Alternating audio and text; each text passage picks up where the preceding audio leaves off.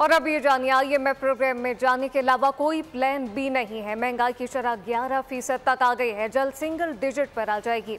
वजीर खजाना ने इक्तिसादी सर्वे पेश कर दिया है, जबकि प्रेस ब्रीफिंग में वाज़ेह किया गया कि कहा जा रहा था कि डॉलर की कीमत 300 रुपये तक हो जाएगी, लेकिन रुपए की कदर में इस्तेहकाम आया। महंगाई की शरह बतदरीज कम हुई है, मुल्क में माशी इस्तेहकाम नजर आया। उमर हयात खान की रिपोर्ट देखिए। माली साल 2023-24 का इक्तिसादी सर्वे वजीर खजाना ने साल का अहवाल बता दिया। मोहम्मद औरंगजेब ने कहा कि IMF प्रोग्राम में जाने के अलावा कोई प्लान ही नहीं। IMF से नए प्रोग्राम के लिए पुरउम्मीद हैं। पसमानदा तबके पर किसी किस्म का बोझ नहीं डाला जाएगा।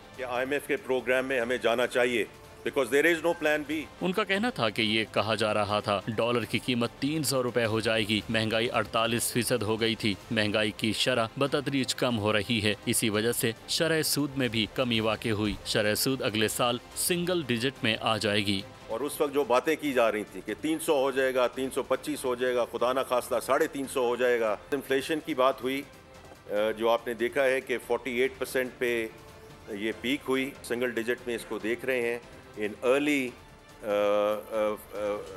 next year in terms of the fiscal year। Mohammad Aurangzeb ने बताया कि आलमी सतह पर तवानाई और खाने पीने की अशिया की कीमतों में इजाफा हुआ। गुज़श्ता माली साल में GDP सुगड़ गई। रवा माली साल तरक्की की शरह 2.38% रही। ज़राअत के शोबे में सबसे ज्यादा तरक्की हुई। कुछ दिनों में रुपए की कदर में इस्तेहकाम आया। सब्सक्राइब करें और बेल दबाएं ताकि कोई खबर रह न जाए।